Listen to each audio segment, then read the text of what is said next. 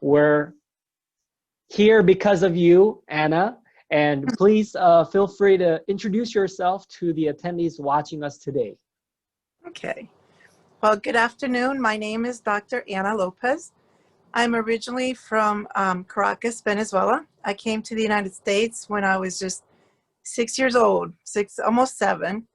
And I've been here obviously ever since. And I have a Ph.D. and a Psy.D. degree in clinical psychology. And I've been fortunate enough to work with wonderful people over the course of, 25 to 27 years. I've worked with children, adolescents, adults, geriatrics, males and females, English and Spanish speaking. I do a lot of immigration related work with people from a lot of different places, whether it's South America, Central America, Africa, Arab, nations. I mean, so I've had a lot of different experiences, both in doing evaluations and therapy. And one of the areas, I mean, I've done a lot of different types of, I've taken on a lot of different cases, whether it's families that are struggling with things related to their marriage, their children, whether it's related to childbirth or death related issues. And probably my favorite, it sounds crazy to say, but I think what fulfills me the most, the work that I've really treasured the most, is that in working with people that have had trauma, psychological trauma, whether it's related to, sexual abuse, physical abuse, war, COVID is a new one, but it's a very real one, financial instability, loss. And so right now we have a pretty big mixture of a lot of different things, unfortunately, but I feel really blessed to be able to work with people because I see that that's a really important part of our lives, is growing and healing. And so I love my work. Well, we're so glad that you do, because, otherwise we wouldn't be able to have this session today and give some information to, all the people that need it the most. And as we jump in, let's talk about a little bit about the overview. Can you give us like the broad overview of patterns you have seen since COVID has struck, and some of the challenges? Yeah, there are a lot of different kinds of challenges right now, and they've gone in different phases. So for example, one of the things that's very, very common right now, increased symptoms of anxiety. In fact, I'm very concerned about, people becoming, because of the social isolation, either depressed, that's a big one. Depression, anxiety are two big ones. Becoming fearful. You go out and this virus is it's almost like a boogeyman. You don't know, someone looks healthy, but they might be a carrier. But then there's a lot of loss along with it. Maybe you have, a parent that's older. Maybe you have, you're in the high risk category, or maybe a parent is. Some cases they're dealing with severe loss and they're grieving because maybe they have an elderly parent and they can't see them because they're either afraid that they're going to give them something, or maybe they're in a nursing home. They can't even see them. And so it just takes all of the different emotions and ramps it up.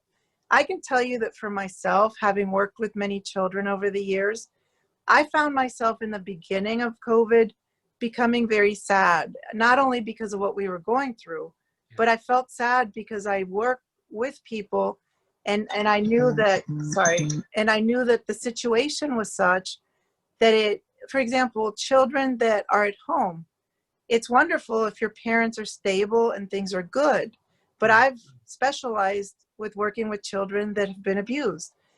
And I've never worked with monsters. I worked with parents that were very good in many areas, but circumstances got them to a point they couldn't function. And sometimes that led to abuse.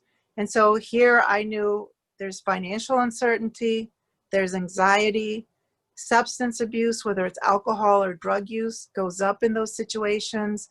And that those variables can lead to abuse, but the child doesn't have an outlet because of the isolation. But in general, I've seen, in bulks of anxiety and depression is the big one, as well as increased substance use. I worry about thoughts of suicide, Yeah. and that is a big deal right now, where people are feeling hopeless. There's no, we don't know, we didn't get the memo that said, by certain this date, this is going to go back to normal. So I see people wondering, what is normal going to be like when we get done with this? What's going to happen? Some people are having to move to different locations, redo their whole lives. Marriage or marital issues can increase. The divorce rate's going up. On the flip side, when things are dealt with in a healthy way, I see that some people get closer because they're working together. Yeah. Whenever there's a problem and we work Yeah. together, there's the opportunity to get closer and to feel like you're part of a team. So I've seen both. I think it's the mindset, how we look at this. And before we talk about all those things, I know that we want to talk about depression and anxiety today. Yeah. So, our next slide here, we just want to know, how do you define depression? How do we identify that I have depression and those signs and symptoms? Can you tell us more about that? That's a great question, because I've seen people that didn't realize they were depressed until they weren't depressed. And some people don't look depressed. For example, if we think of someone depressed, we typically think that they're sad. True, that is one of the symptoms of depression. However, sometimes we don't feel sad. We just feel really frustrated. Things get on our nerves. We get irritable. That's actually pretty typical in general. And I'm generalizing because it's not 100%, but generally, I see that more men and teenagers tend to fall into the category of feeling irritable. They just are in kind of a bad mood. Yeah. Sometimes you see that they might self-medicate with alcohol, or kids, sometimes what you see is they fight a lot with their siblings. They get irritated, they fight, or they start to say, I'm bored, there's nothing to do. That's a sign of maybe a lack of motivation, which is another symptom in depression. We don't feel motivated to do things. Some people, they do have a hard time motivating themselves because they don't have structure. They don't have a direction in life. So one, sadness is one. Irritability is another. Sometimes we can't sleep. I know people that since the onset of COVID, they can't sleep. They either want to stay up or they want to sleep a lot. So sleep disturbance can either be that we don't sleep well. It could be that we have a hard time falling asleep, staying asleep, or, we wake up pretty frequently and it's just disturbed. But some people shut down and then they just want to sleep. So either one, that's important. Appetite disturbance is another. So you might see someone that doesn't want to eat, or you see someone that wants to eat a lot. Comfort foods, junk food. Some people get destructive with eating. So let's say that they were pretty healthy and they stayed up with health and wellness. Now they're just kind of like, whatever, I'm just going to drive through fast food. And, and some people have been gaining weight. Some people have been losing weight. So it just depends. The other thing that you see with depression, which doesn't seem like depression, is we can't think the same. We get forgetful, and we get distracted, we can't focus, and it's very frustrating because some people get worried. They think, do I have dementia? What's going on? In fact, some people get so depressed, and I'm not saying with COVID, but in general, it's possible to get so depressed that sometimes, especially in the elderly, they might look like they have dementia, but they have what's called pseudo dementia, which means they look like they have dementia because they forget things and it looks the same, but it's because they're depressed. If their depression goes away, their memory comes back, because it's not memory. I mean, it is memory, but it's not brain. It's not because of Alzheimer's disease or a different kind of dementia. It's depression. Now, the other thing is we feel tired, which that's an important factor, because one of the symptoms of COVID is you might feel very tired. So if you feel really tired, but it's because you might be a little bit depressed and you're worried, you might think you have COVID, when in Yeah. reality, you might just be feeling one of the symptoms of depression. The other thing is sometimes we feel guilty, but it's an irrational guilt. We feel like we're a failure.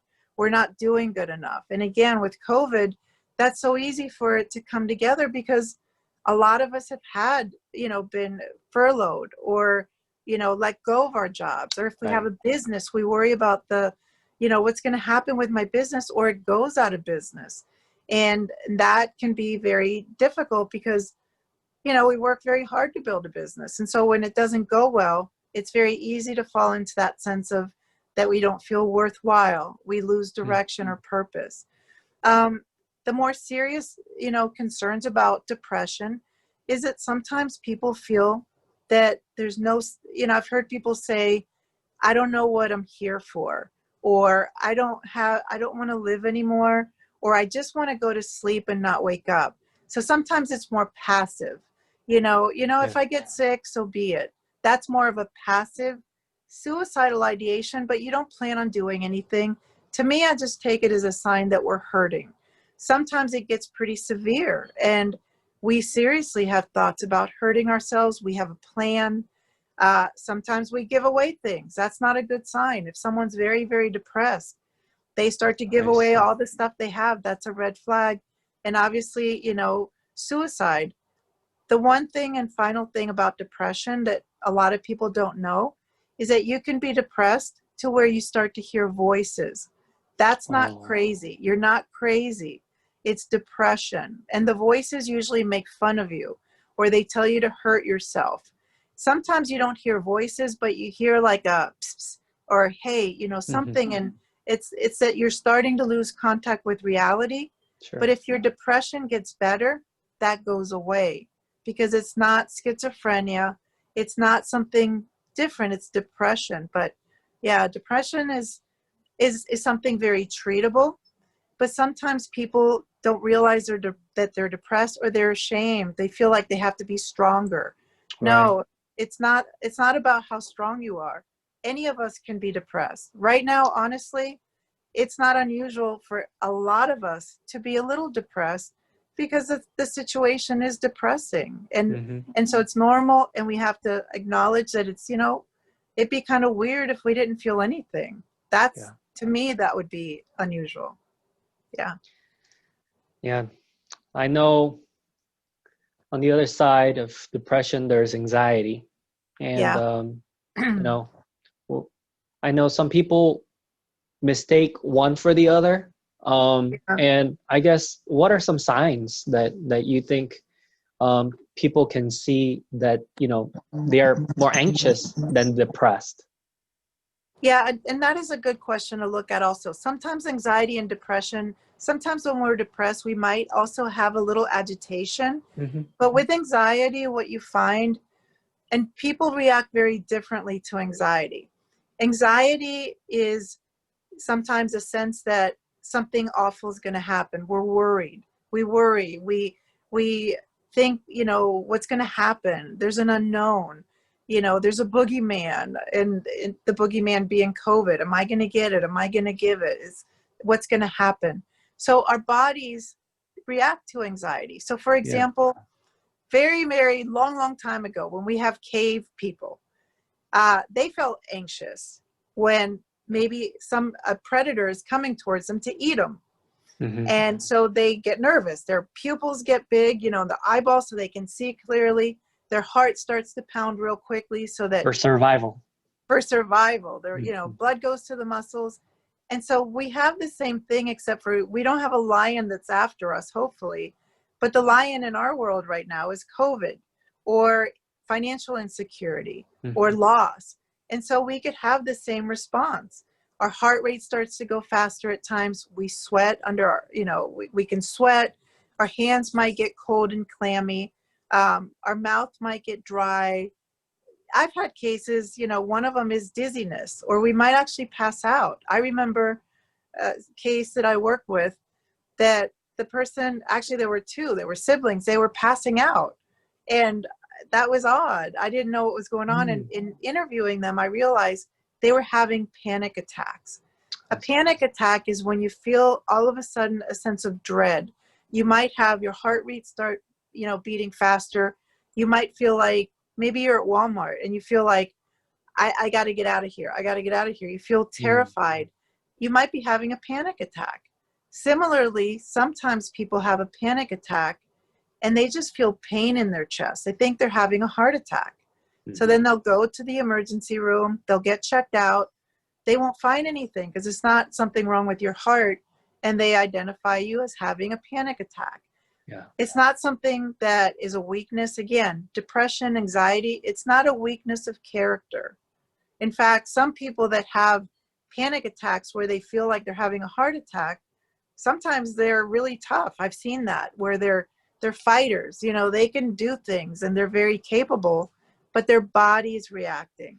I always think that if we don't speak, our body's going to speak for us. And it does with, our blood pressure can go up. We can start to get, the arteries start to get, plaques, and just from cortisol. Cortisol is a stress hormone. And when it goes through our bodies, it's not good for us. So it is really good for us to be in touch with our bodies, to understand if we're having anxiety or depression, because that's not a weakness. It's just getting to know ourselves and how our bodies react, because the way to solve a problem or to make it better is to identify a problem. And it's funny because like I just got a little Beetle. And I'm one of those that if there's a sound in the car, I want to turn up the radio. I don't want to pay attention to that sound. But what I've realized is the sound doesn't get softer. It usually gets louder over time if I ignore it. And the same thing happens to our bodies or our symptoms. They tend to get worse if we don't address the problem. So. Yeah, that's so true. And we need to talk about all those things. But I know generally, including myself as a man, we don't like to talk about those things, and it gets worse. I never saw that ever. I didn't know that was scared. And it happens also in certain cultures. It's looked at as a weakness. And it is true. And, you bring up a good point, because men and women in general, or even in some cultures, we can react differently to stress. So in general, men like to solve problems. So sometimes what they do is they go within themselves and they try to think about, how do I solve this problem? In general, women might reach out to others more. In fact, when you look at people that seek out mental health services, or, they seek out help, they tend to be more women than men. And I think it's because men go within themselves to try to resolve the problem, whereas women have more of a tendency to reach out. And that does become a problem in a relationship, because for a female, if she's reaching out to her partner, she wants to connect, she wants to talk about it. And generally, the man might want to withdraw, and it leaves her feeling kind of disconnected. Sure. And if she persists, it makes him feel more stress. And so it creates what some people would call a crazy cycle, because it tends to create conflict. Yeah. Yeah, that's very true. Yeah, it and, is. We want to kind of talk about how we think and process things.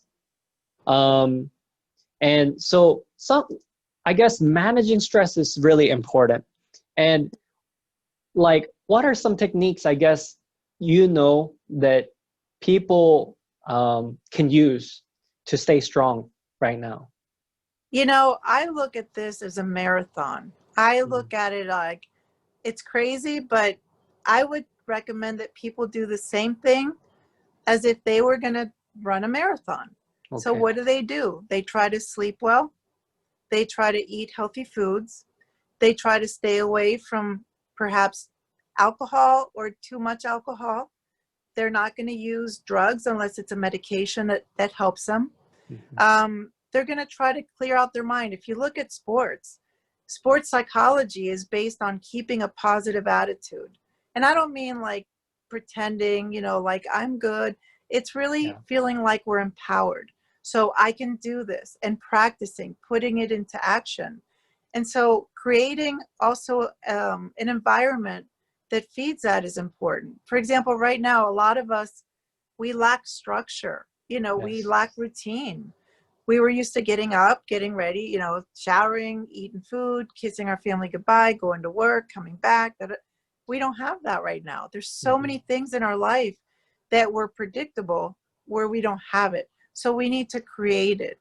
And you know what? That's not an easy thing to do. I mean, I don't want people to think that I sit here and I smile, and I do smile. I'm a smiley person. But you know what? We're all human beings. Yes. I don't recommend things that I don't do myself. But the other thing is, we're all imperfect. Sometimes we don't get it right. Sometimes we want to create certain structure in our environment, and we just can't pull it off that day. I would suggest sometimes adding the word yet into our vocabulary. For example, oh my gosh, I don't have a job yet. Just that little word adds a little bit of like, it just feels differently. So right now we have to play games in a way with ourselves. It might be little things that we do to take care of ourselves. It might be, going for a walk. Exercise is good for depression. It's good for anxiety. Now right now, of course, the gyms are closed in a lot of places. Yes. Some people are becoming very creative.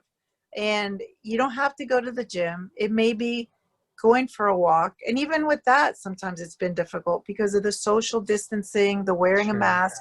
But we could do it at home. We could just even baby steps that can get us a little bit more motivated. Don't worry about being perfect. We're not going to be likely perfect right now. Acknowledging our struggles, that's just acknowledging our humanity. We're human beings. We're not perfect. But each time we try to do it a little bit better, we try to do it a little bit better, and that's what we want. So create structure, create healthy routines. You might need some memory aids. If you find that you're forgetful, use technology. I mean, I don't know if you can hear that little da-da-da-da-da. If you do,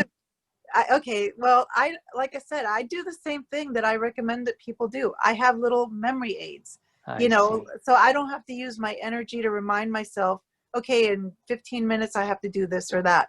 I just, the things I need to remember, I do.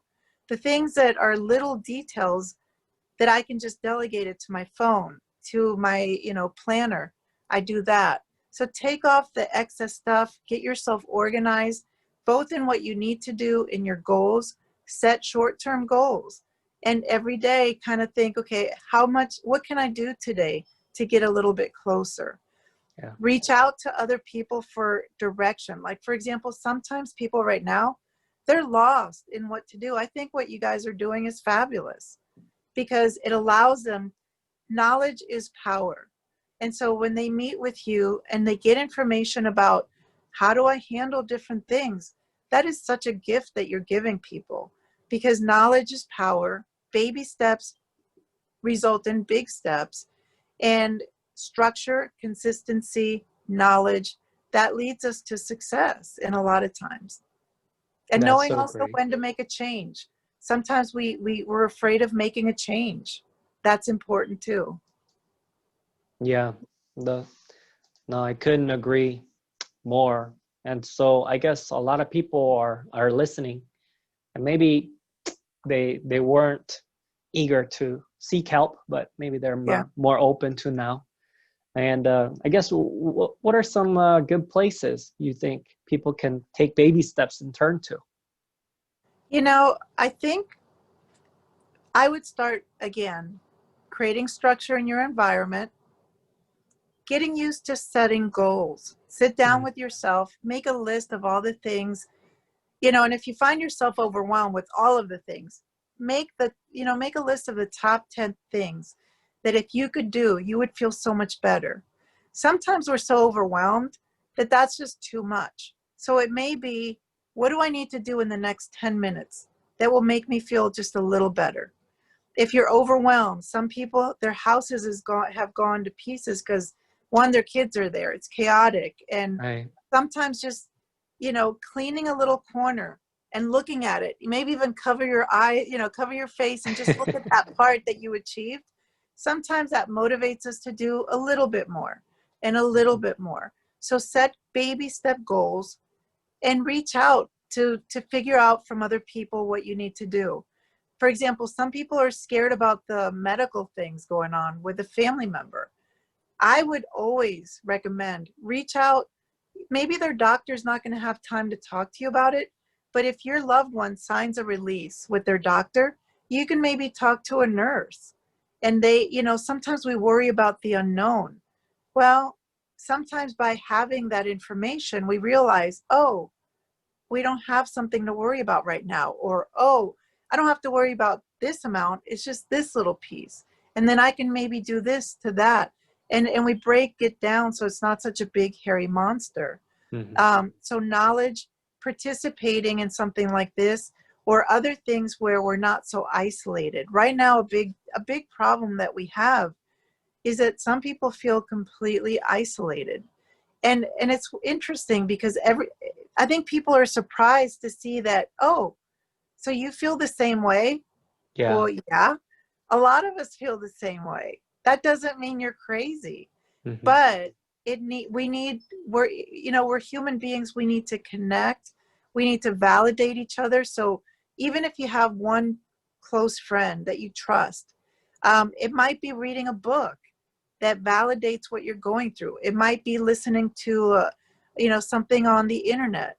I have 2 PhDs, and I can tell you, I'm constantly listening to books. I might even know about that information, but it just reinforces. I don't know for me, it just helps me. For Yeah. some people, it's finding out about something. Talking to a hotline can help sometimes. Reaching out to a therapist. Right now, telehealth is there's a big movement for that, and that can be very helpful. That's actually, as you know, the bulk of my work right now is doing that. Yeah. And I like it a lot. It's very effective. Initially, people are a little bit weird about, like, I don't know, but you kind of forget and you're connecting with a person. And it's almost like when I first started doing telehealth, I knew I liked the idea of technology, but my first experience was with the elderly in a nursing home, and they had dementia. And I realized at first it was exhausting, but once I got into it and their personality came out, it was very doable. If you can do it with someone that's, a lot older, technology's not easy to them. I mean, they obviously had someone helping, but Sure. if you're able to connect, that's a very great resource as well. And then community mental health centers, you have to check and see what's open and what's allowed. But yeah, all of that can be very helpful. And exercise, and routines. So I know, speaking of changes, you've gone through your own here. I pulled up your information here. Do you want to kind of talk about what all you're going through? Well, I can tell you, I'm not a hypocrite. Everything I say you should do. Oh, I can't say I do everything. I'm not perfect. I make mistakes, but I completely put these things into actions. When I started as a psychologist, I started out doing custody evaluations. I worked in child abuse and neglect, helping families, worked with kids. I've always worked a lot with kids or families, adults. But since I left Iowa about 4 years ago, I was in Iowa about 24 years or something like that. I came to North Carolina because I wanted the ocean. And Iowa's beautiful, but it didn't have the ocean. And so I moved to North Carolina. I still go back to Iowa and all of that. But when I got here, I had to completely transform. So my first job in Iowa, or here in North Carolina, was doing telehealth in the nursing homes.